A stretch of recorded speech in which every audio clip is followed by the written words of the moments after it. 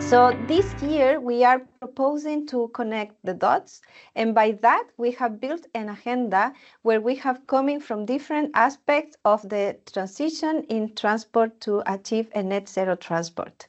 From Monday we were inviting people to act, from policy and environment, implementing policies in sensitive political atmospheres. We learned on urban mobility yesterday and what are the challenges and who owns the public space and making it for people. We talk about gender, and then we get to talk about vehicles efficiency. We're facing the complexity of changing times, and then now we have the benefits of 100 safe fueling for global market roadmap, where we are inviting another sector, the energy sector, and because of its importance for the transport and the whole ecosystem of transport transformation, we are happy to host today my colleague Ruth Barbosa from the International Power to X Hub to lead us into the session. So Ruth, the floor is yours. Perfect. Thank you, Andrea Palmer, very much for the introduction. Thank you for having us at Transport and Climate Change Week. And welcome to the audience to our session on the benefits of 100% SAF, sustainable aviation fueling for global market ramp-up. My name is Ruth Barbosa. I was already introduced by Andrea. Thank you. I work as an advisor for capacity development and PTX in aviation at the International PTX Hub. Another role that I have is to coordinate our PTX community. And this is what you see here on the screen on the upper corner. In the PTX community, we provide an online platform to all our training alumni and also other PTX enthusiasts. And besides virtual exchange, Infora, and so on, we offer regular community live calls with interesting topics. And as you can imagine, such a webinar today is exactly what we understand as a community call as well. So in that sense, a special warm welcome to all our training alumni who found the way to this webinar through our community platform. And of course, who has not yet joined the platform, a warm invite to all of you to become part of this closer community. And I will share the infos on how to join us and enter the platform at the end of the webinar as well. And also on our website, you can find the information. Now, let's see what topic is expecting us today. What will we be talking about, actually? Of course, at a Transport and Climate Change Week, we cannot miss out to talk about aviation, a transport measure that all of us are depending on actually for being connected in the world. And talking sustainability in the sector, the sustainable aviation fuels are being widely discussed as an essential instrument to actually reduce the GHG emissions here in the sector. What we currently see on the level of policy instruments, that we have targets that appear quite small shares of SAF, for example, from 2 or up to 70% of SAF over the next decades, when we refer to the RefuelEU Aviation program, for instance. We are asking today, can't we actually go faster? Because in order to reach net zero, we will need a 100% of SAF in the aircraft tanks. And I think the sooner the better, we might agree all on that. So today we wanted to check in on this question with experts. And on the next slide, I can show you who will actually be talking to us today about it. Dr. Gurhan Andac from GE Aerospace will introduce us a little bit closer to the concept of SAF and which fuel might actually be the first that could be applicable for 100% SAF fueling. Then we will hear Tim Moerenhout from Brussels Airport, and he will give an insight into how airports are preparing for this new era of sustainable aviation fuels. We will then hop on to Kenya, one of our partner countries of the International PTX Hub, and we will hear Susan Nambusi from Kenya Airways, bringing in an airline perspective on the topic, and where Kenya actually stands in the discussion on clean aviation and SAF production. Last but not least, my colleague, Nzue from GIZ Kenya, also working for the PTX Hub there, will give us an insight in how international cooperation can actually support this development. If you have any questions, you can use the chat. I think that was already mentioned by Andrea. And we will have a Q&A session after all the presentations. And I'm looking very much forward to your active participation and hope you will have great learning insights. With this, I would invite Frank Mischler to the room. I know he has joined us already from Brussels for some welcoming words from the PTX Hub. Hi, Frank. Hello, Ruth. Hello, all participants, and thanks to the Transport and Climate Change Week colleagues who invited us to this forum, which is very important to us to participate. As Ruth was rightly saying, the PTX Hub concentrates on aviation, but not only. So we are a knowledge hub for Power-to-X and work with developing and emerging countries worldwide to help them identify their unique strategy for Power-to-X, whatever that may be. And in many countries, and Kenya is one of them, aviation has shown to be one of those pathways to enter the hydrogen sector, if you wish. And you may wonder, why on earth are we talking about 100% SAF while currently in real life we have like 1%, and it has nothing to do with hydrogen base. It's all HEPA. So we are a long way from 100%, but it's important to start talking about it because for climate change, we absolutely need it, and we need it much, much quicker than the current ramp up we are seeing. But we also have to ensure that all the facilitating frameworks are there. So from a regulatory side, we'll hear that later. Currently, for aviation fuel, jet fuel, only blends are allowed. No 100% SAF is allowed currently. So where are we there, and how quickly can we get this certainty so that it is not a block towards 100% world? Then, of course, is the technical side. Can planes actually fly with 100%? So we do know that the new ones can, the new turbines can do that. We have test flights seen quite frequently already, including one I just remember for Kenya Airways, wasn't it? And but there are also all those old planes around that still will be in the air for the next decades. The lifetime of the planes, 30, 40, 50 years. So what do we do with them? Retrofitting, I don't know. And there's the logistical issue. So how do we ensure that the SAF is in every location, every airport? And currently there are only very few kerosene producers, and they are taking care of all the logistics. And since we only have blends, countries that don't have a petroleum industry and don't have refineries, it's quite difficult for them to start this up because they need a partner for blending. But if there was a possibility for 100% SAF, we would cut out all of this. And what would that mean for a country that may not have an oil and gas history, but has very good potential to produce a sustainable aviation fuel? What would that mean for them? And would there be a possibility for leapfrog? I mean, that's a fascinating discussion, and I'm very happy that we can have that here at TCCW, and that Ruth got that amazing panel that looks at the different aspects and enriches us. So I'm super glad to be with you, and I'm very curious to hear the debate. And back to you, Ruth. Let us get started. Perfect. Yeah, thank you very much, Frank, for these introductory words. I think a very good background frame. And yeah, we will now hop on actually to our first speaker, who is Dr. Gurhan Andac, tuning in from the States pretty early in the morning for Gurhan. Thank you so much for being with us.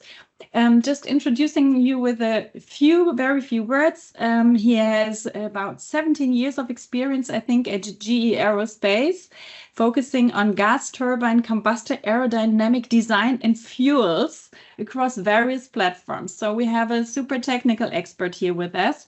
Gurhan chairs the ASTM committee D02J06, whatever that means. Maybe you can give us some insights during the speech.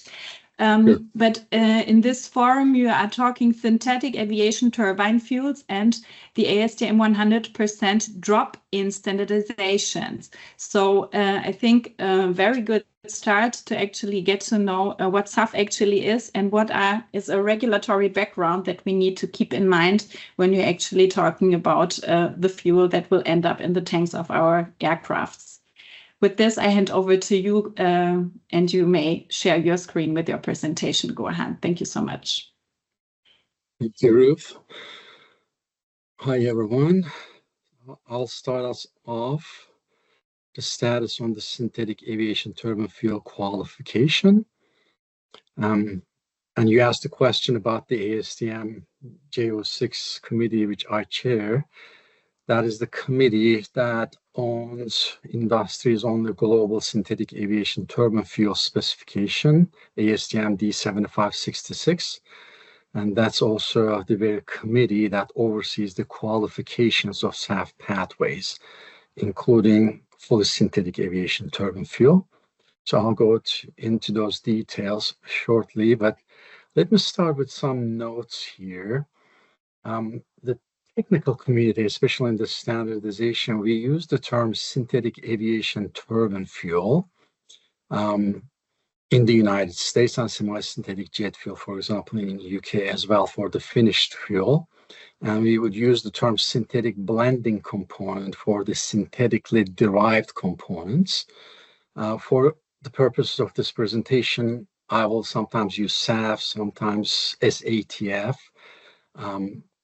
For that reason, but the reason for that is the fuel standards themselves actually neither require nor determine the fuel to be sustainable. Therefore, synthetically derived fuel, sustainable or not. And not all synthetic fuels are sustainable. Of course, that's the drive today, right, towards sustainable synthetic fuels. But regardless, I just wanted to tell everybody that and make it clear. Also, we need to be sometimes aware of this kerosene versus SAF type of depictions in charts and articles, etc. SAF is also kerosene. It's not like it's something else, and we have found it to be performing like kerosene jet fuel, and we called it alternative fuel. It is kerosene. It's just synthetically derived and, in certain cases, also sustainably derived kerosene. It's the same hydrocarbon molecules within the kerosene distillation range, which we call jet fuel.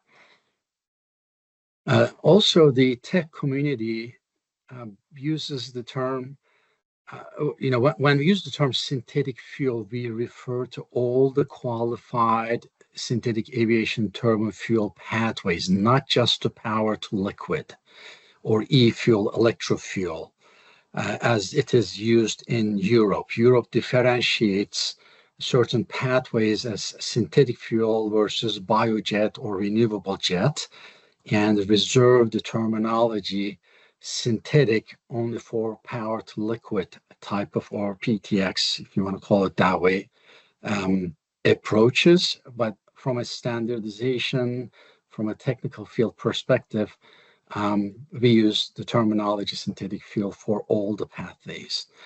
Also, power to liquid is not an ASTM pathway per se. It's an upstream approach to get to a feedstock, for example, synthesis gas or alcohol, from which then you can use a SAF pathway like Fischer-Tropsch or alcohol to jet to get to the finished product, SAF, if you will. So it's that upstream approach where you can get CO2 from the atmosphere or from industrial waste and renewable hydrogen. And now from there, you get to an intermediate. And then the ASTM pathway kicks in, if you will, to get you to the finished jet fuel. So with those notes, I'll also discuss now what SAF is and is not from a certain perspective, because there's also a little bit of confusion there as well. As it is very well known today, SAF is approved as a blend of synthetically derived components with conventional blending component today, right? But what is SAF? Is it the blend, or is it the synthetically derived components in the blend, or sustainably derived if it is SAF, right? Most people, when they use the term SAF, what they refer to is the synthetically derived component. For example, when we talk about RefuelEU mandates, right, 2% mandate is just about to be effective in 2025. That 2% is not for SAF blends. It is actually the synthetically derived components. Same thing with US SAF Grand Challenge, for example, we have in the United States. There is the 3 billion gallons of SAF target by 2030. So when that is stated like that, what we are talking about is not some mystery blend ratio of SAF blend. If that were the case, we would have met that challenge next week by generating a 0.01% SAF blend in the amount of 3 billion gallons. There's nothing grand about that challenge. So what is meant by that 3 billion gallons of SAF is that 3 billion gallons of synthetically derived components. But one thing we need to also be cognizant here is that there's this thought that the synthetically derived components themselves are Jet A, Jet A1, the components that people refer to as SAF, the synthetic sustainable component in the blend. It is thought to be Jet A, Jet A1, and today we have the synthetically derived Jet A, Jet A1. It's allowed to be used only if it is blended with the conventional jet fuel. One day we will remove this limitation, and we'll be able to use the synthetically sustainably derived Jet A, Jet A1 by itself. However, this is actually not what we have done in the industry. What is found to be equivalent to Jet A, Jet A1 and what is re-identified as Jet A, Jet A1 after certification to the spec is not the synthetically derived components, it's the SAF blend. That's what we find as equivalent to Jet A, Jet A1 in the qualifications. The synthetically derived components, again, which we call synthetic blending component, which most people mean when they say SAF, is not necessarily Jet A, Jet A1. It could look like Jet A, Jet A1. It can come close to looking like Jet A, Jet A1, or it could be very different than Jet A, Jet A1 in its chemical makeup. So with that, let me just briefly remind us about the history of the synthetic aviation turbine fuel qualifications. We started this around 2006 with the Commercial Aviation Alternative Fuels Initiative. Around 2006 timeframe, we first approved the Fischer-Tropsch synthetic paraffinic kerosene pathway, and around that time, we also put together the ASTM D7566 standard specification at ASTM, as well as a guideline approach, if you will, documented in ASTM D4054 that essentially gives the guidelines of how you go about evaluating a new candidate synthetic aviation turbine fuel pathway. And since then, we approved about, exactly 8 pathways. The last one we qualified was alcohol to jet synthetic kerosene with aromatics. There are lots of acronyms here. But we have, at the moment, about 800,000 flights under our belt, really. So this is not some sort of a research project anymore. It's out there. We are flying with this every single day, granted, mostly in lower blend ratios, but it is out there. We are flying almost 1 million flights. And moving into or looking into the future, now we are entertaining that question around fully synthetic aviation turbine fuel. And there are a couple of flavors of that, and I'll touch on those shortly. Also, we are exploring other production pathways as well. I have to stress here that we don't call these fuels, like we don't have 8 SAF fuels. Why? Because the blends themselves, again, they are one and the same. The blends are re-identified as one thing, Jet A, Jet A1, right? So what we qualify is actually production process pathways to get to that same product, Jet A, Jet A1, from an alternative feedstock, in most cases using some alternative production processes along the way. So what's going on at ASTM in the qualifications? Let me start from here. Right now, there is one pathway we call hydrodeoxygenation synthetic aromatic kerosene that is getting close to qualification as the 9th pathway. This is a completely aromatic synthetic blending component. For the first time, when it is approved, it will be the aromatic only blending component, and it has significance for fully synthetic aviation turbine fuel as well. I'll show you in the next slide.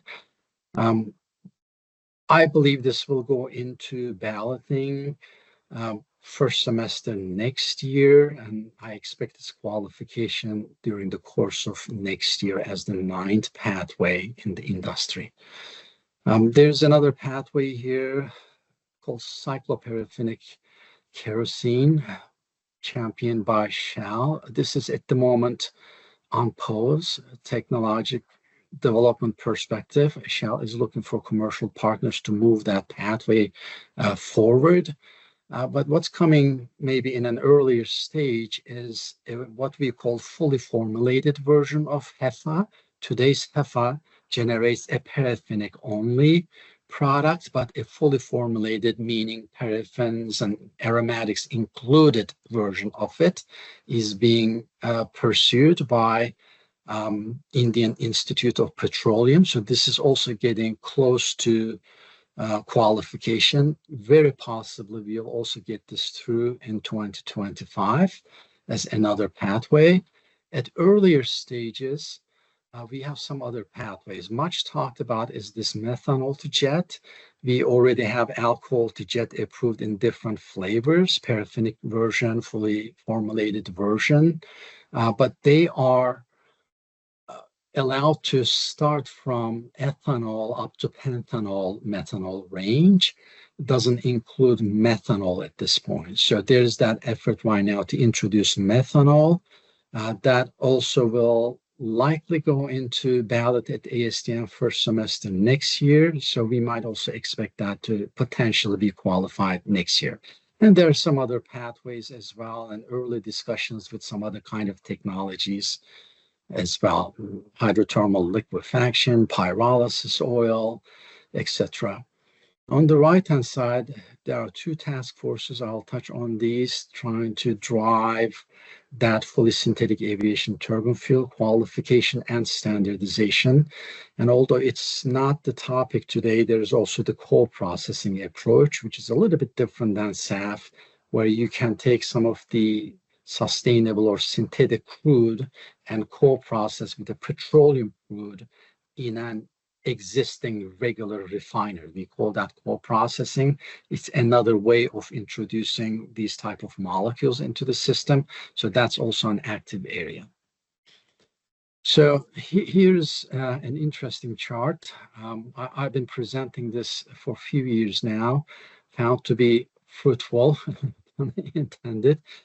So I hope you feel the same. So these are the 8 pathways we just talked about here. Again, the exotic names are not important. The end product is the same hydrocarbon molecules within kerosene range. They are approved up to a certain blending ratio with conventional blending component, mostly petroleum-based jet fuel.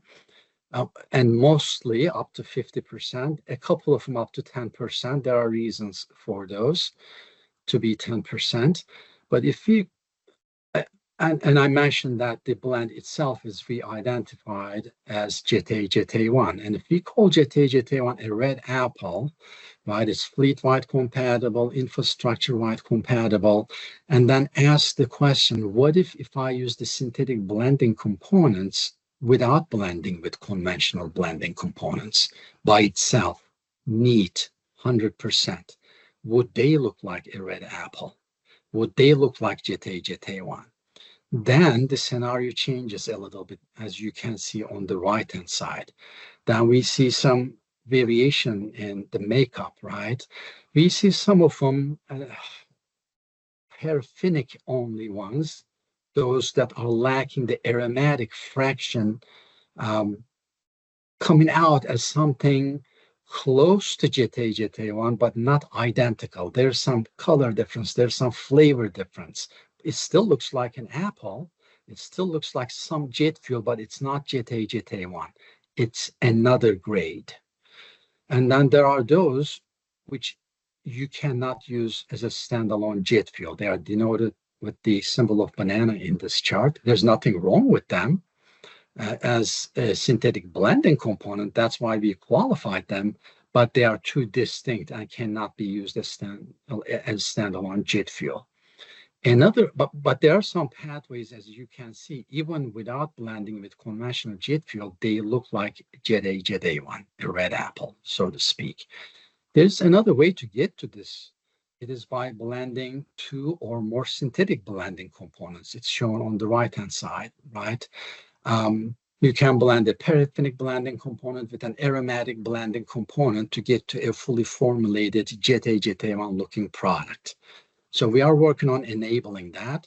And some other pathways are coming. I showed you in the previous slide, and we are trying to understand if they are used standalone without blending in a fully synthetic form. Would they look like JTA1, something else? That's to be determined.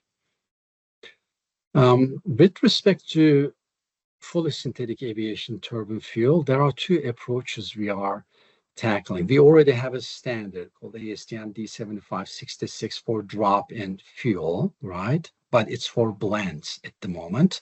We are modifying this standard to enable the use of some of the pathways without blending with conventional blending components. In fact, 3 out of the 8.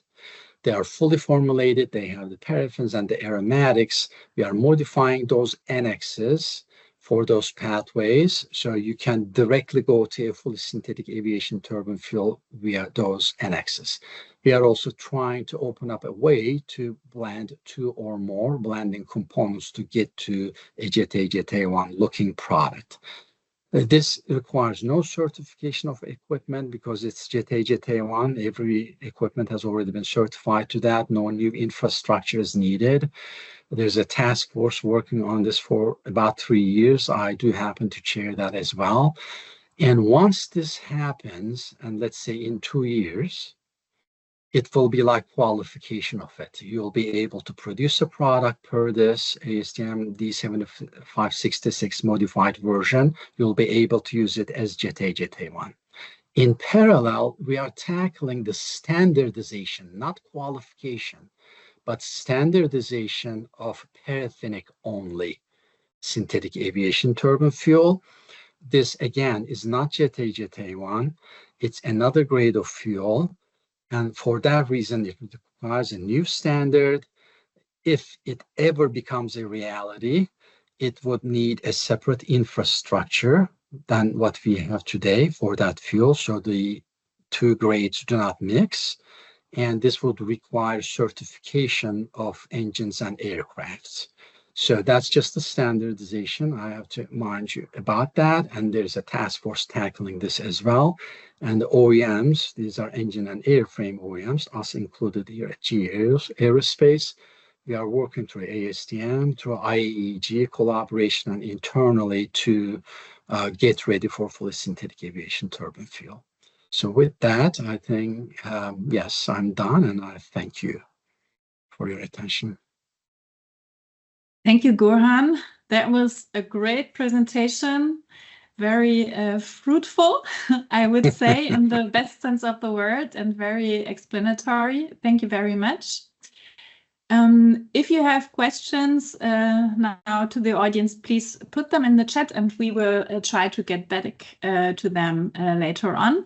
For the moment, we will now go on with our next speaker, and Gurhan already mentioned possibly infrastructure adjustments that certain types of fuels could make necessary. And looking into the question of infrastructure and airports actually dealing with SAF in the future, I would like to call to the virtual stage, Tim Moerenhout from Brussels Airport Company. Warm welcome.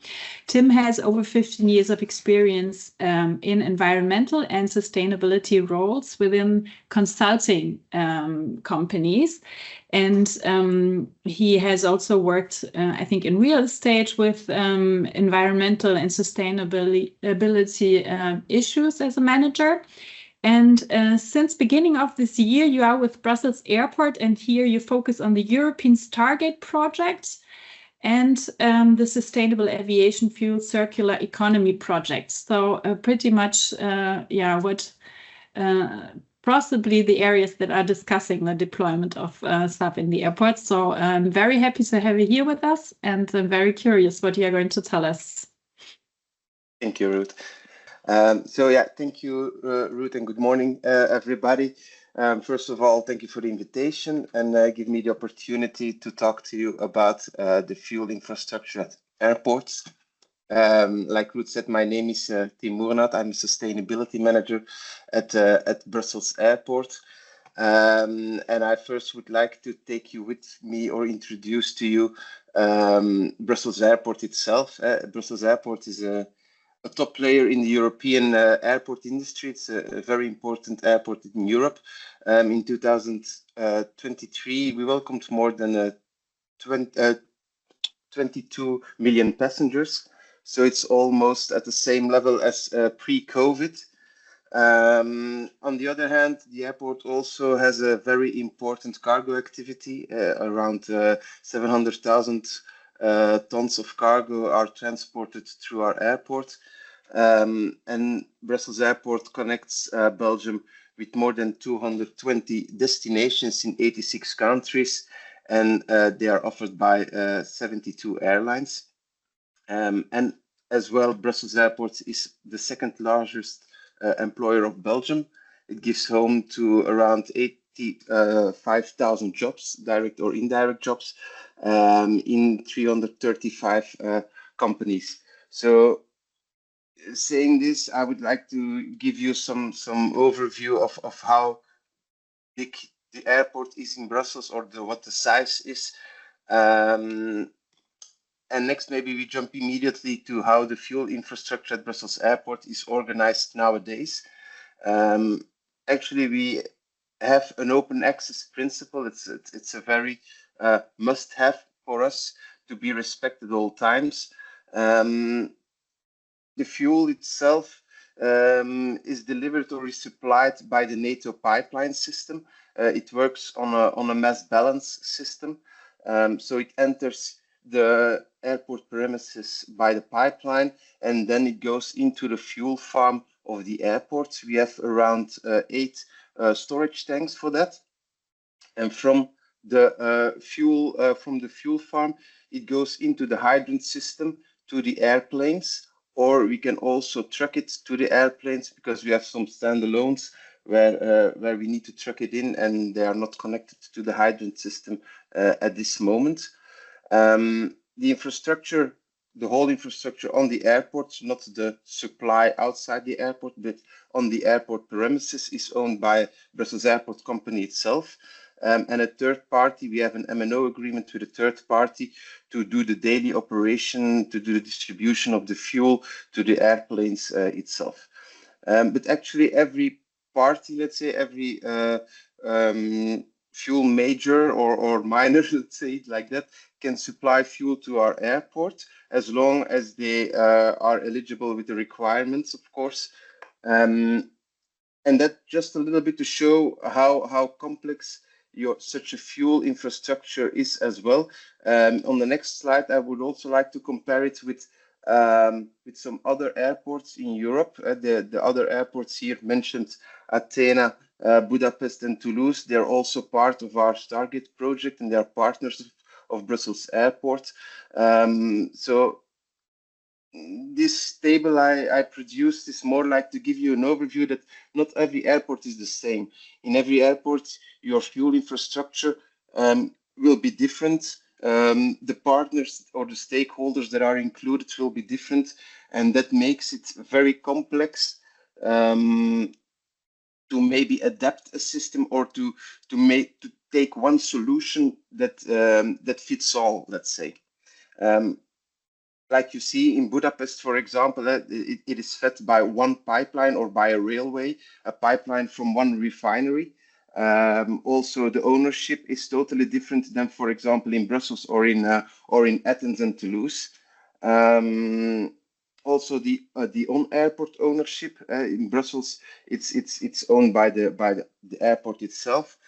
In Toulouse, it's owned by a supplier. So there are many different things that small things that make it very complex to supply fuel in a correct way. Let's say to supply many fuels to an airport, or many fuel types to an airport. But nowadays there's one similarity, of course. You can only supply fuel that meets the Jet A1 properties. Only that type of fuel can nowadays be supplied to our airport in Brussels, but as well to the other airports. And now to, let's say, jump to the future. What about 100% SAF at the airport? But maybe also a little bit like Gurhan has done, some clarifications how we see some definitions. You have, of course, the 100% SAF. There is some differentiation on it, but still, let's say 100% SAF can be called as an SBC, so as a synthetic blending component. In our opinion, it does not contain any aromatics, so it differs from Jet A1 on density, lubricity, and composition. At this moment, it's also not very compatible with the aircraft fuel system, like the engine, or the valves, or the gogging. But of course, it has also a lot of benefits, like non-CO2 benefits, for example, the contrails or the fine particles. So actually, to use it on the airplane or at the airport to handle it, it must meet the composition and the requirements of the standards, and therefore you need to blend your SBC with your conventional aviation fuel like Jet A1, and then that blend will become a drop-in fuel that can be transported through the existing fuel infrastructure. What's the difference now between your drop-in fuel and your non-drop-in fuel? Like I said, the blend can become a drop-in fuel. And here also I refer to the presentation of Gurhan, which has also quite the same table mentioned. But let's say the main difference is, for a non-drop-in fuel, you need a total separated supply chain. And that's a little bit what causes the big impact, of course, for airports, and certainly for airports that already exist or that have already a fuel infrastructure or system available, like a hydrant system. Such a new product, such a new fuel requires a new separated infrastructure, and that makes a big impact on regulation, on procedures, on safety and security measurements. But also on your master planning and on your strategy. You need space, you need location to install that infrastructure, that new storage facility, for example, or the new, let's say, the new hydrant system, if you want to use it like that. But not only on the airport, but as I mentioned, Brussels is supplied by a NATO pipeline. It's one pipeline. But if you want to use a non-drop-in fuel, you can not use the same pipeline. So you will need some other pipeline accessing your airport. So also more downstream, you will need to have some modifications to your supply chain. And last but not least, of course, yeah, a total new infrastructure requires immense budgets. Very high investments are needed. And let's be honest, at this moment, the risk, of course, is very high. You don't know exactly if you make it a little bit broader and not including only 100% SAF, but also hydrogen and electric fuels. Yeah, you speak about more than 4 or 5 types of new fuel, and it will be practically unfeasible for an airport to have them all, or to have an infrastructure to supply all of those new types of fuels. So I think at this moment, let's say going all in for an airport and to foresee infrastructure for all those new types of fuels, it's practically not feasible. However, we have to see how this will evolve in the future, and doing feasibilities on master planning and on strategy are needed. And at Brussels Airport, we are doing this also at the moment. We are constantly working together as a sustainability department with our master planning department to see how it will evolve and how we will have to adapt our strategy and our master planning to deliver those fuel types to the airlines. But in the meanwhile, let's say some temporary transition can be done. You should start small, let's say, and try testing and get familiar with those new products, and see how it works, what the way of working is with that type of new products, and yeah, in the meanwhile also investigate how the timeline evolves. For example, for fuel types as hydrogen, at what time will they become on the market? Will there be sufficiently aircrafts that are flying on hydrogen? Will it be worth it to install such an infrastructure, a very high, to make that high investment for the infrastructure to get that fuel to the aircrafts? And at this moment, we are doing within our Stargate projects already some small testing, some small pilot testing, to see how we can deal with, for example, hydrogen, but also with 100% SAF. We had a pilot test on it. So that's the SAF was delivered by a truck to our airport, and also by truck to airplanes, to see how this type of fuel reacts, how you can handle it, how you can store it, how you can manipulate it on your airport premises. So actually, there are still a lot of questions also for airports. Of course, we would like to serve every aircraft fuel system without any limitations. But of course, the question is it really achievable for an airport to foresee or to have a fuel infrastructure system to serve all those airplanes? So your strategy of your airport, it can be modified during the time, and we will see what happens in the future.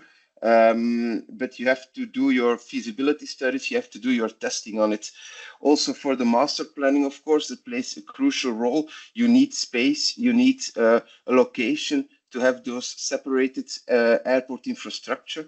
And also on that part, we are doing feasibility studies and see how we can evolve, taking into account the evolution, the technological evolution that also has been made. But finally, I think, in my opinion, the oldest aircraft fuel system, let's say, they will decide, and we will try to serve everybody.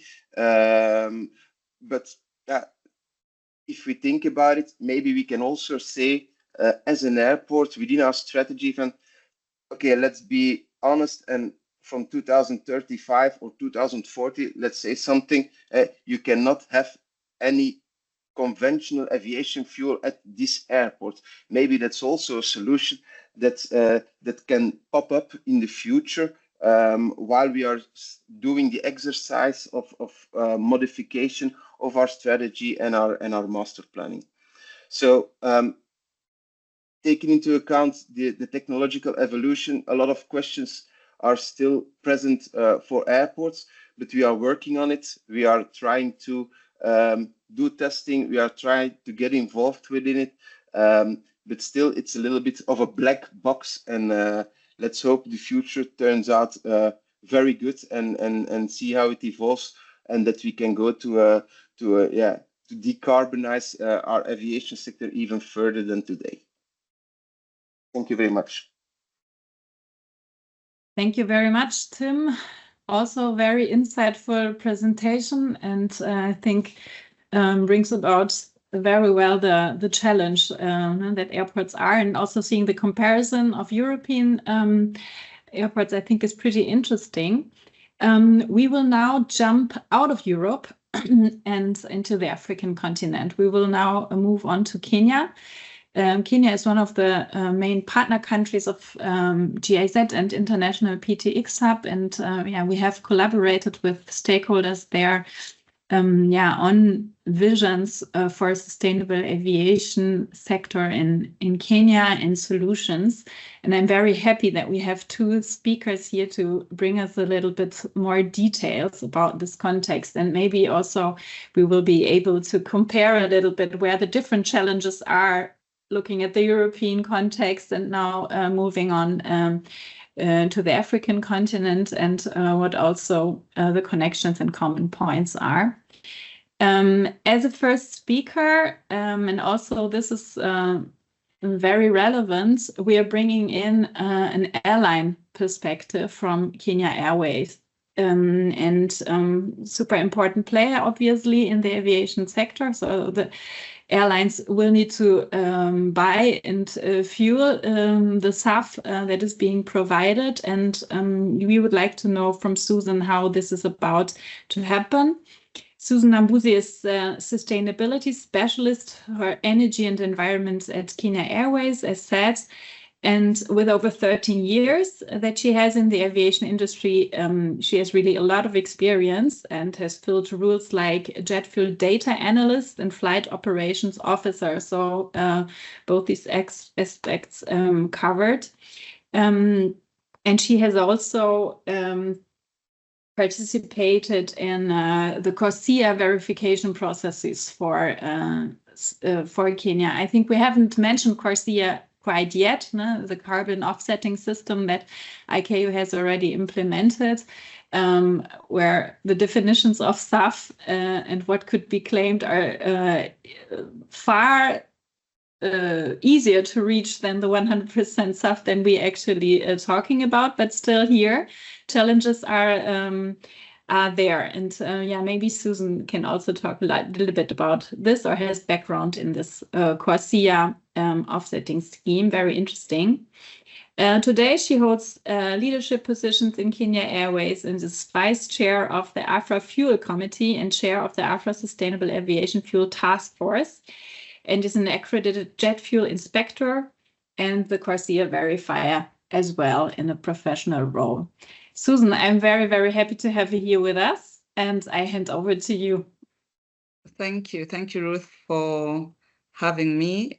Just let me know when you are able to see my screen.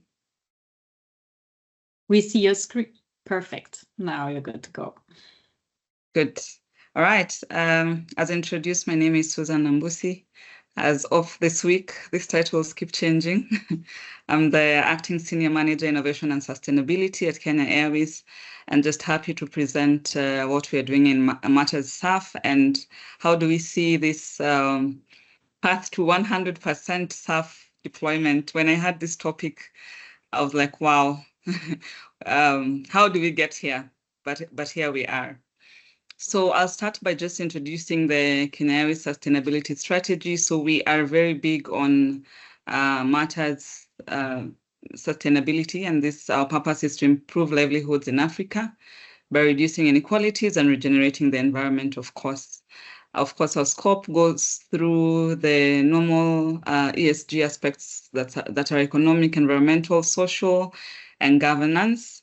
And then we have our strategic goals under each and every one of those aspects that we purpose to look at.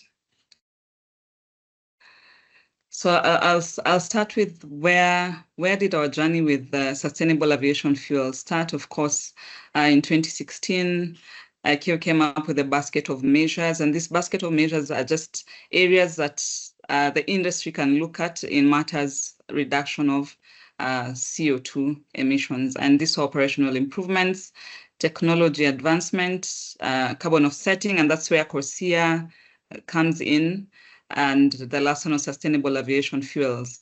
And just last year, in 2023, at the last ICAO CAF 3 meeting that happened in Dubai, there was an agreement to reduce CO2 emissions by 5% using sustainable aviation fuels and other cleaner energies by 2030. So us being a member state and ICAO, then we are subject to these agreements. We are also a member of IATA as an airline. IATA is our association for airlines worldwide. And in 2021, IATA came up with a net zero by 2050 agenda, which we subscribe to. And these percentages are what IATA put down as what would get us to net zero by 2050. So coming back home, in Kenya, what are we doing on these matters? So in 2016, of course, Kenya being a member state and ICAO, we became a CORSIA volunteer. And in 2019, we submitted our first carbon offsetting and reduction scheme for international aviation verification report. And in 2022, we had our very, very first SAF workshop. So going back before that, in 2018, we had a feasibility study carried out in Kenya in partnership with the EU on possibility of having SAF feedstock. This study just looked at feedstock only in Kenya, and it was done through the Civil Aviation Authority. And in 2022, we had our first SAF workshop and the subject of sustainable aviation fuels. And here I use SAF lightly, just like my fellow presenters, to mean either synthetic or sustainable aviation fuel. So we had our very first workshop. This topic was very new. It was a pretty high-level meeting. It had people coming in from the whole region. And it was the first time as an airline we were presenting. And just from the research we had done, this SAF story looked very unfeasible for us because of the cost aspect. That was it. So it was just from research. But then again, I will tell you what developments happened afterwards, and now we are the ones actually telling the government and other stakeholders, hey, you're delaying us, we need to move on this subject of SAF. But just to bring us up to speed, we now have a national steering committee on sustainable aviation fuel that has been formed, and its first mandate is to review the renewable energy policy to include a sustainable aviation fuel policy. So, and we had our second meeting in October, that was last month. And in this committee, different working groups were formed. So different working groups are looking at different topics that vary from the policy to financial modeling and SAF roadmap and other working groups. So what is the current landscape of sustainable aviation fuel in Sub-Saharan Africa? I'll start with looking at the SAF development status. Of course, we have limited production facilities. And by limited, it is very easy to say they are non-existent, but we have refineries that were there before. Either they have been run down, or two, they're operating, but operating to produce crude that is being exported. And then we, in turn, import all our jet A1. All right. And then we have other challenges like infrastructure, of course, investment in sustainable aviation fuel development and regulatory readiness. So far as we speak, there is absolutely no regulation. Everything is a work in progress. But what are the potentials that we are looking at as a region?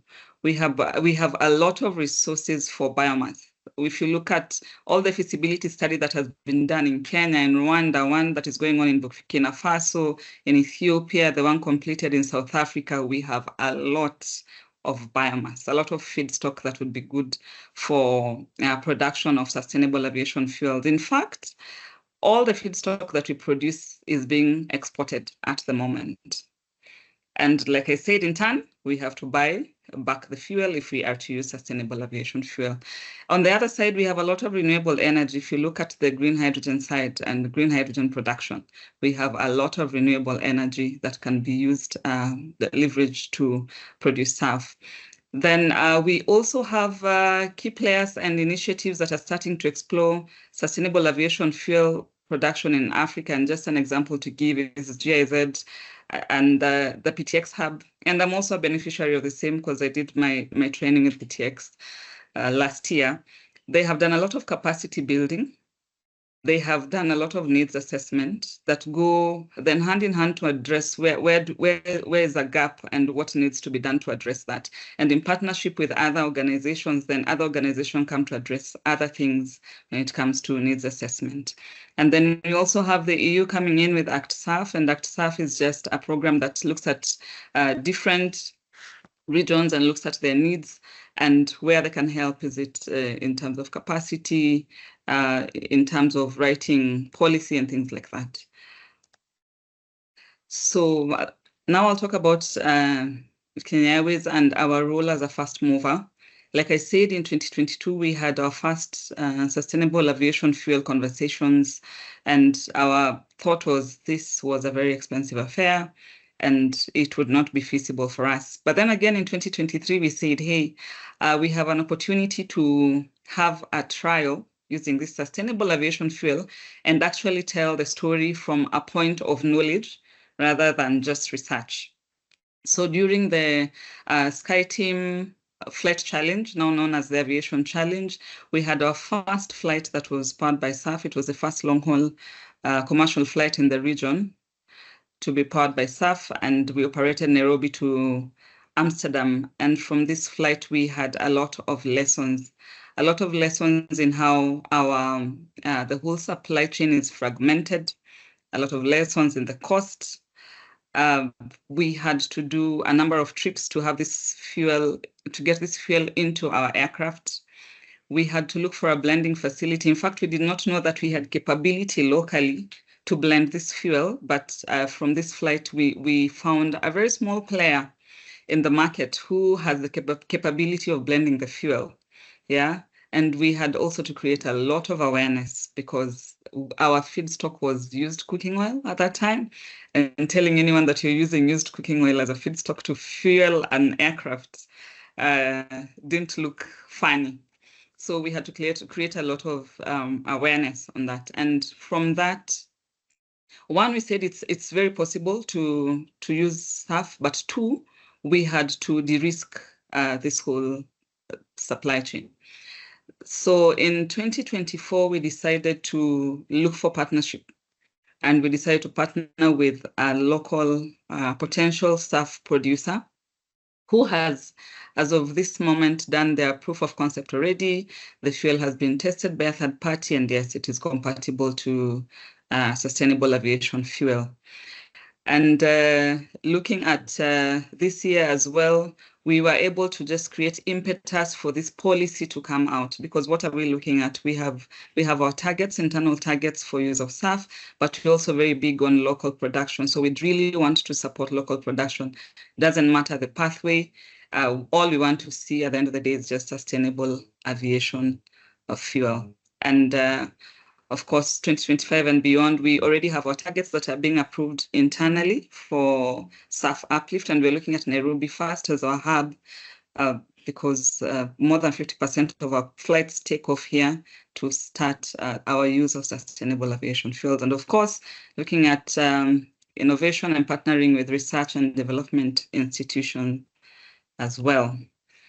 So where would airlines start to prepare for a SAF transition? And looking at the way we're even talking about 100% SAF transition. One would encourage infrastructure development, even partnership. I have seen Tim's presentation and looked at the 3 main players that he has put there. And we can even see partnership in infrastructure development.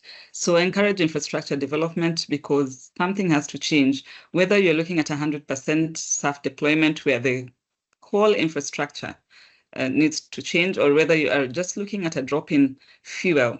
And if you do not have a blending facility, you will need to have a blending facility. All our fuel here, for example, at Jomo Kenyatta International Airport, goes in through the hydrant, okay? So the question would be, so it comes from the port into the pipeline direct into the airport. So the question would be, how then do you blend SAF?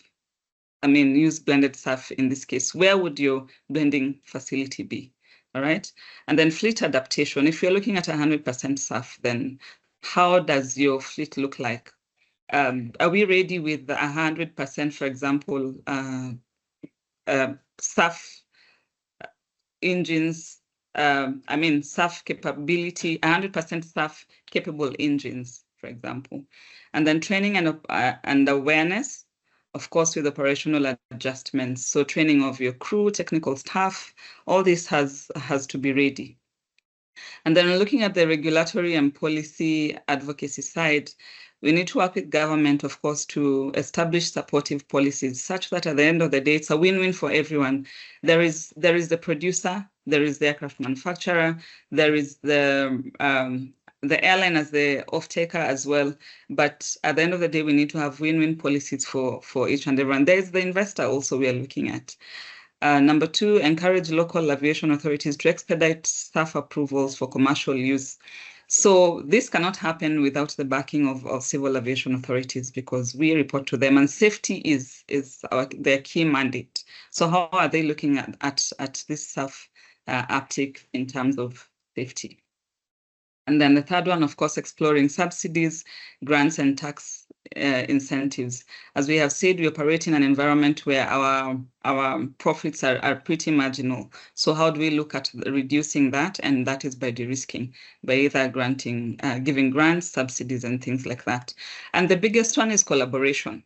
And we have seen this go a very, very long way. So collaboration with fuel suppliers or other airlines in terms of procuring our fuel in bulk. Under the AFRA Fuel Committee, we procure fuel for the whole of Africa member airlines. So we go with volumes and we leverage that for price and for quality fuel as well. So can we look at partnerships like that? Can we look at partnerships with the fuel producers, with airports and researchers as well? Then, so what are the opportunities for Sub-Saharan African countries? Of course, we're looking at economic development. We'll have jobs created. We'll have potential to export this fuel. And then we're looking at environmental impact. For example, if you're going the 100% SAF adoption way, I mean, we're reducing our CO2 footprint even more. We're reducing contrails as well. And we have a place when it comes to global reputation and sustainability. And then the last one is energy security. So we reduce reliance on imported fuel and we become independent in terms of fuel production. So what are the challenges and risks? Of course, I've talked about supply chain limitations, cost factors, technology and operational readiness. Are we ready in terms of our infrastructure? Are we ready in terms of our aircraft? And at the end of the day, airlines have no option than to be ready. In conclusion, yes, I would say SAF is essential for aviation sustainability in Sub-Saharan Africa. Airlines can drive awareness. They can also drive infrastructure development and policy change. We do not have to wait for mandates to come for us to comply, but we can drive this change, and we have seen that working in our region. And then a successful transition, like I have said, will require collaborative efforts across public and private sectors. Thank you. Thank you very much, Susan, for these insights and delivering information here about the progress and efforts being made. So there was also already a comment in the chat of Jemina, thrilled to see this progress for Kenya and to the exciting times ahead for your growth and development.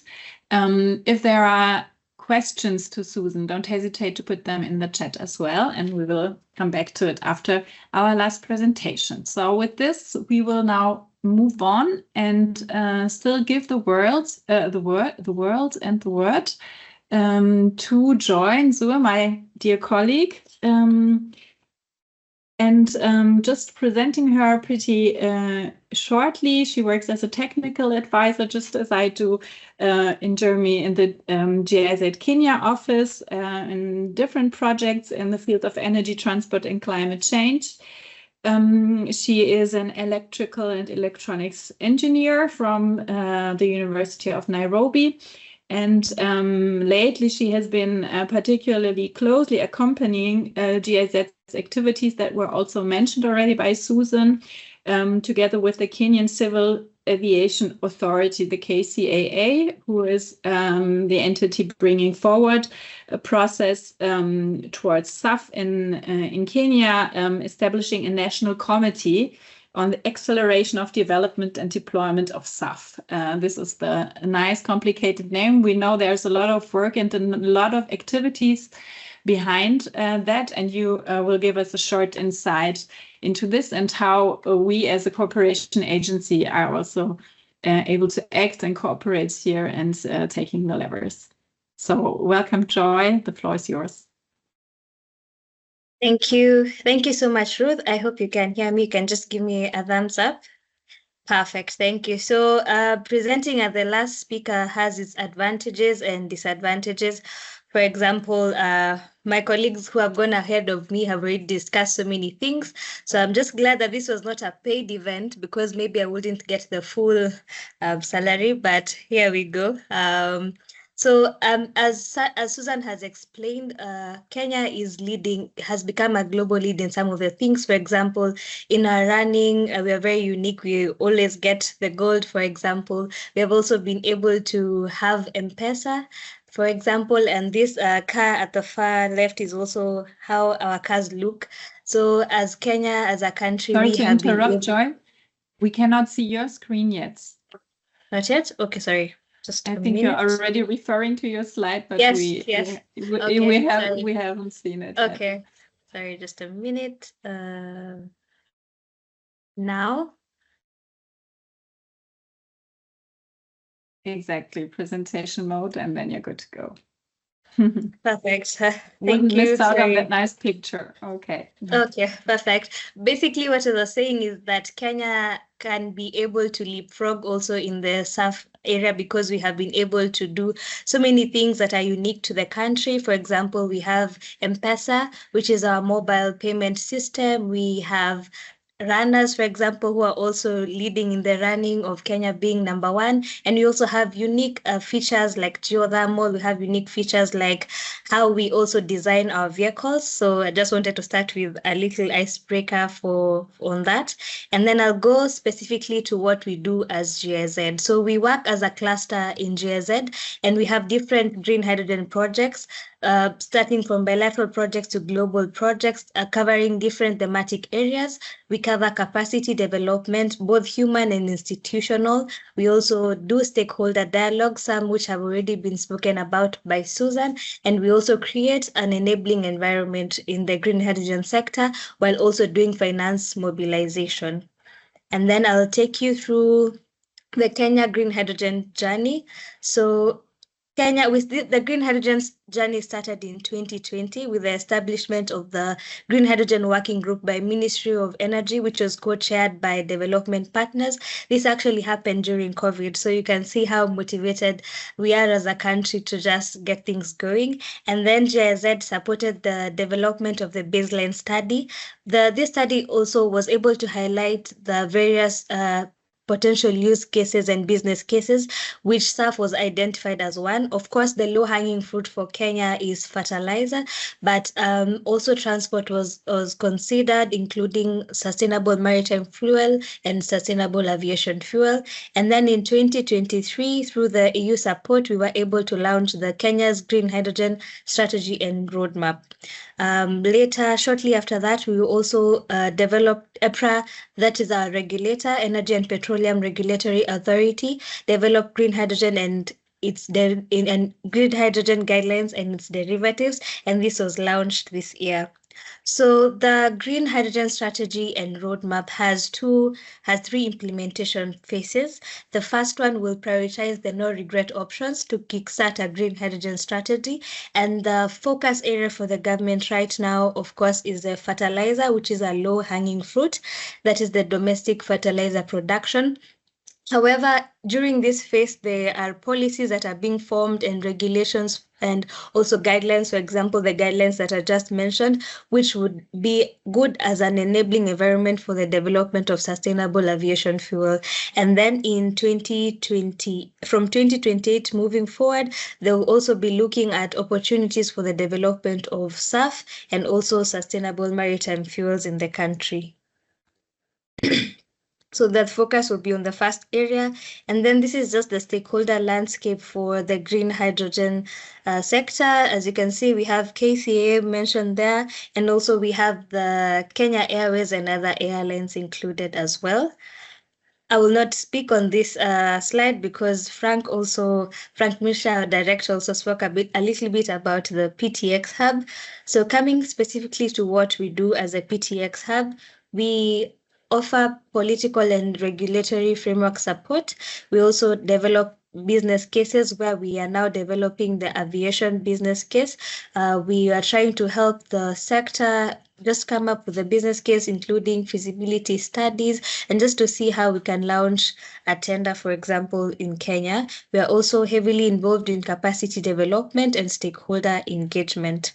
That is what we do as the PTX hub. Specifically now for the sustainable aviation fuel, these are our activities in Kenya. We have, through the support also of Ruth and other colleagues, we have had advanced PTX trainings. This was done last year during one of our summit. We've also had pre-feasibility studies. For example, this was done by KCAA. There's the techno-economic viability study that Susan also presented about. And then we have also supported in the development of draft. We will support in the development of draft policy and strategies. And for this one, we are supporting the National Steering Committee for Acceleration of SAF Development that Susan also mentioned. We also heavily support the networking opportunities, and we have had 2 SAF Sustainable Aviation Fuel workshops in the past 2 years. And then I'll go broadly into what we do, activities, PTX activities in Kenya. We, for example, already have 1 green ammonia operational plant. I know this is different from sustainable aviation fuel, but with this in place, this helps the government also and even the private sector think about the gaps that are there in the green hydrogen sector and come up also with policies and guidelines and regulations. And then we also have commitment for a development of a 2 gigawatt plant for sustainable aviation production in Kenya. I might not be able to speak too much about this, but it is in the works, and this is also just for confidentiality purposes. So we continue to do resource identification of energy and land and finances, and we continue to build the business case for sustainable aviation fuel and also financial modeling in the sector. And then another thing that Susan also mentioned is that we did a capacity needs assessment. And from this one, we were able to also assess the sustainable aviation fuel industry. And we saw that on average, a commercial scale SAF production facility will produce at least 2,210 jobs. So we are glad to see that also the sustainable aviation fuel industry will come up with so many jobs in the sector. We have the whole study published somewhere. I think due to time, I'll just share the next slide where you can scan, for example, and quickly give you some time to scan while also marketing the PTX Hub products. And then finally, in the last slide, just to say that it is already happening in Kenya. I know we are heavy on green hydrogen, but it is already happening in Kenya. So we would like to continuously develop the sustainable aviation fuel business case. And that's it for me. Thank you so much. Thank you, Joy, for this insight into the work that GIZ is actually doing. Great applause here from the audience. A great applause to all the 4 speakers that have presented so far. We are now entering a little discussion phase of our webinar, and for that I would invite all the other 3 speakers as well to come on stage once more and see if there are questions that want to be answered by the audience in the first place. I think there is nothing as a question seen in the chat so far, but please, audience, feel free to still pose your questions. I noticed, though, while Tim was presenting, there was, I think, Sulaiman Sani Sada raising his hand. If there is still a question open and hands want to be risen, feel free to do this now and bring in your questions. And now I see Joshua actually coming up with a question, Joshua Oshing from Kenya as well. Feel free to open your mic and your camera and bring in your question, Joshua. Welcome. Yeah, thank you very much, Ruth, and also the presenters for the wonderful, I think, very inciting discussion. Mine is rather a food for thought, basically.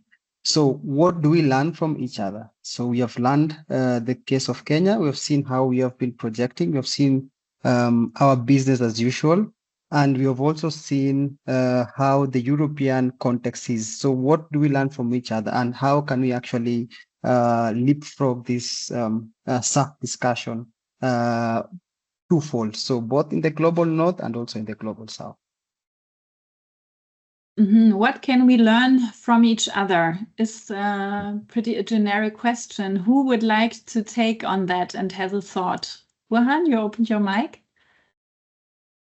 Well, I mean, I think one thing I would say is that I heard that 100% SAF definitely have certain advantages, like from the logistics perspective, right? It removes the blending logistics. So from that perspective, it is, although the penetration of SAF is less than 1%, that doesn't mean that 100% or fully synthetic fuel should be much further delayed. The benefits could still be like benefited, essentially, is what I'm trying to say right now, because it would remove the blending logistics. It would reflect on the cost of the fuel.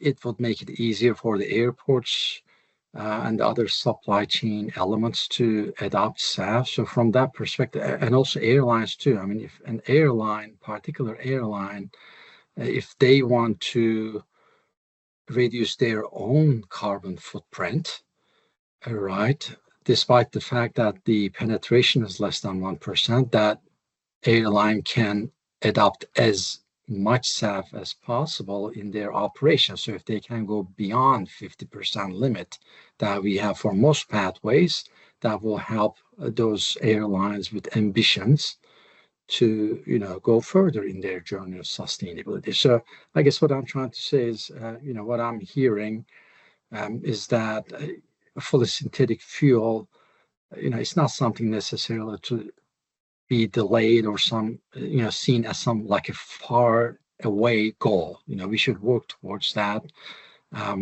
right now, and we are doing that, and we'll keep working on that.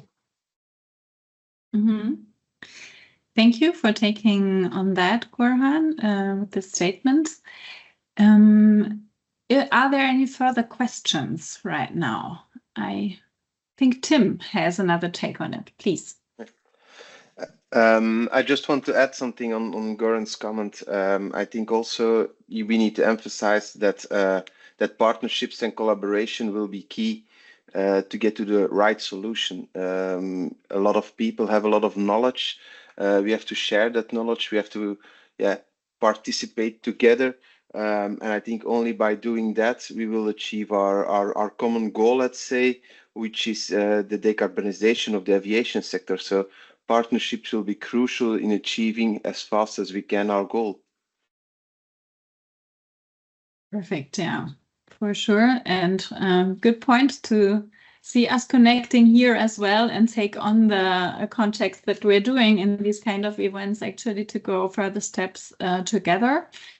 Here's a question for Joy and the PTX Hub colleagues in the chat. Could you please share with us how developing emerging countries can be part of the PTX Hub? What were the triggers between GIZ and the political partner and anchor points to be part of the hub?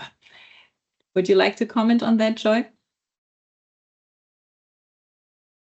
I think that's a very interesting question. Let me look at it again. Can you please share how can be part of the PTX Hub? How developing and emerging can be part of the PTX Hub, and what were the triggers between GIZ and police? So I think this is a very strategic question. I don't know if Frank is still in the call. However, for Kenya, so PTX Hub is a global project that goes in countries. So PTX Hub at the global scale will sort of do an assessment beforehand and look at potential countries that could work with, and then also come to Kenya for a mission and then see if it's a possibility. And then also just to see if the outputs also align, because it has to be aligned between the global PTX Hub and sort of what the country does. So PTX Hub is structured in a way where it works on specific topics. So if you're able to reach out, for example, Jericho, I hope that's the spelling of your name. You can just reach out to PTX Hub and see the products that they offer, the topics that they work on, and see if you're able to align with their outputs. Thank you. Yeah, perfect comment.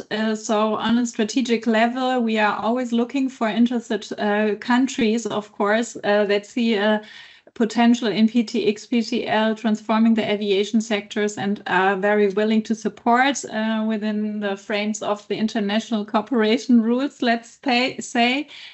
So if you are interested, please approach us, me directly, or our directors, Frank Mischler and Thorsten Schwab, and we will surely look into the opportunities also for other countries than Kenya, of course, are the ones that we are cooperating with right now. We have one more question here, maybe before we go into the final round. I see Sandy Swatsaka raising her hand. Please go ahead. Thank you so much. As you said, my name is Sandy Swatshaka from South African GIZ office. I'm also from the energy cluster, but not from the H2SA PTX team. So my question is to the GIZ colleagues and also to Susan, just to check, because Susan mentioned the importance of regional cooperation. So my question is, are there already existing cooperation activities at the government level, maybe South Africa, Kenya, and also at the airports level between South Africa and Kenya Airways? Thank you. Susan, can you take that? Yeah, sure. Thank you for that question. Now, during our last National SAF Steering Committee meeting, it's such a long title, we did not just look at Kenya. In fact, the Civil Aviation Authority invited the whole region. In that room was representatives from South Africa, Cote d'Ivoire, and other countries that I can't remember, but it was a regional meeting. So we started with a regional meeting, and then after that, 2 days, we did 2 days of that, 3 days actually, and then another 2 days for now the committee to meet. So yes, there are regional approaches. At the airline front, yes, there is through the African Airlines Association. That's a regional approach. Then there is the regional approach also under activities like the ACT SAF that I was talking about, that looks at the whole region. And this is looking at the state agencies and state level that goes beyond the airline. Perfect. Yeah, thank you for this insight. Very good question. I think the focus on regional cooperation in terms of international cooperation makes absolutely sense. And many levers can be taken actually on that level as well. So encouraging here to strengthen the networks between countries and people. With this, I would suggest that we go into a short finalizing round before I tell you all how to join our nice PTX community for strengthening your networks. So I have one final question for each of the speakers here, and maybe Andac, Gurhan, if you would like to start. What do you think? How achievable actually, or let's say, how real do you feel is this vision of 100% SAF? Well, it's very real and very achievable.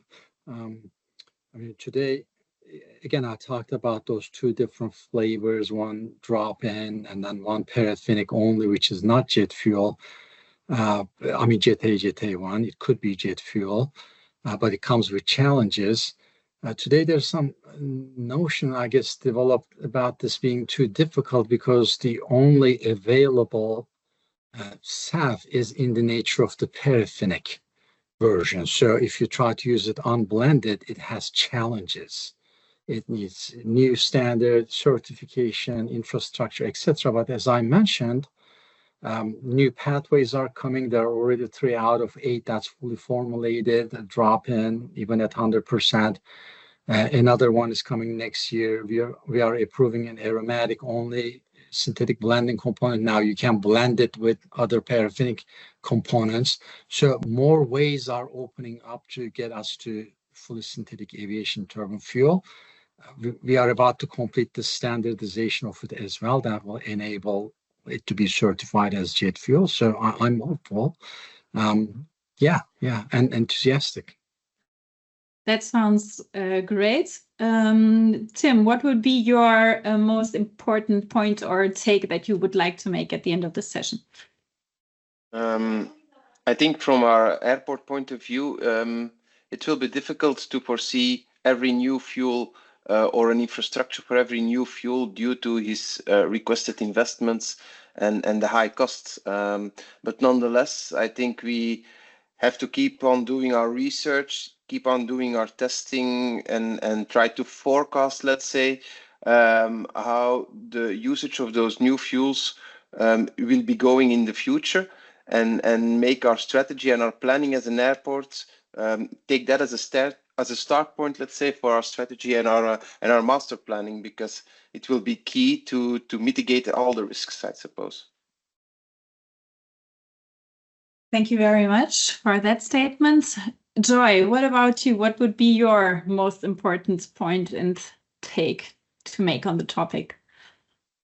I think from the very insightful conversation, we see that transitioning to 100% SAF is absolutely necessary. It's doable, but it is also very costly, and it has very many moving parts. So I think partnerships and collaborations and our ability to work together is very key for us to be able to really scale up at a fast stage. There's about master planning, there's everything about technology evolution. So we need to come together in research, in innovation, in financing. People just really need to work together. So I'm hoping people will be able to share information freely and just learn from each other to be able to scale up to 100% SAF. Thank you.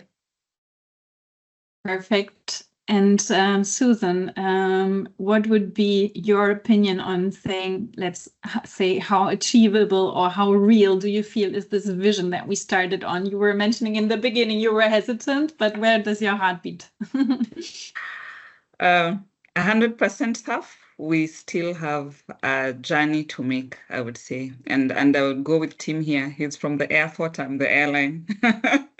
So whatever he does clearly affects my journey with the fuel.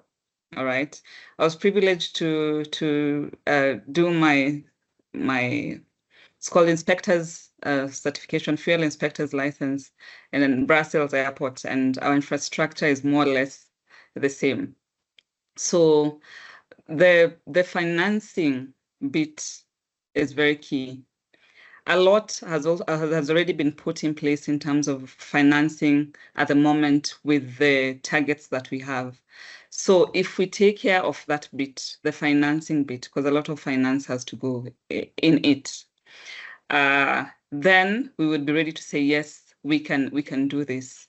But if we do not have that financing, then we may not be able to move. It's very possible, but it requires a lot of financing, a lot of research as well to get there. Thank you. Perfect.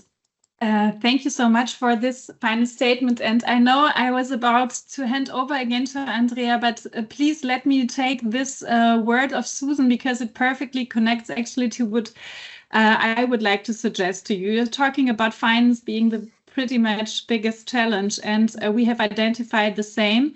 Our next webinar, which will be already starting next week, is actually a series that we set up together with our partners from PTX Lab and Agora Verkehrswende, two think tanks closely cooperating with GIZ. And during the series in the next weeks of November, we invite everyone to participate, discussing what are actually solutions to financial barriers and market ramp up. You can see on the slide what the sessions are about. We will see into the stages of different projects that are trying to reach FID, for example. We will also be looking into the mechanisms of financing that are there in place right now. And we will also be trying to sketch a future for PTX Finance. So a very warm welcome to continue the discussion with us on this matter and bringing the vision that we talked about today into practice. And last but not least, this is the QR code that brings us onto our platform of the PTX community. And I hope that I see a lot of new faces on the platform and during the next upcoming community calls. Let's move PTX and PTL and sustainable aviation fuels further on. Now I hand over to you, Andrea, to close the session, right? Thank you. Thank you, Ruth. Thank you, everyone. Very interesting conversation for sure. We are always happy to invite PTX Hub to be part of our Transport and Climate Change Week. Absolutely a key topic to be addressed. We have been waiting to invite aviation into the conversation, and you have led us beautifully into the conversation and the challenges. On the one hand, capacity, funds, infrastructure to be adapted, team collaboration, transparency on the data to be collected, and experiences. And I like that countries are willing to join the PTX Hub, and there are some conditions, but it's open, the door is open, so meet the goals, and then let's see if you can grow as a community. Very necessary. Thank you again. I will not ask for a recap because we have a lot to digest already. So with that, I will also take your last words, Ruth, to invite the people for what's coming next, because on Friday, actually, we are having a conversation with Agora Verkehr from the think tanks in Africa. So you are all invited to come and join to see what you can get from that. We are going now to a lunch break. And before that, we will appreciate that you give us feedback. So you can scan the QR code and give us a feedback to improve. We hope to have you again next year with us in the Transport Week as Hub. And then please give us your feedback. And in the afternoon, we will be knowing about Africa and Latin America. And again, Friday, we will be having the think tanks. Tomorrow, we are talking about how to decarbonize trucks worldwide. So also warm invitation to everyone. NDC will be the topic of tomorrow. How do we meet the climate target? So again, you are welcome to join us. And then, not further to say, we will be back at 1:30 European time to know the experiences from Africa. So we are waiting for you to come back. Have a nice lunch break. We see us in the next occasion. Bye. Bye-bye. Thank you for having us. Bye. Thank you.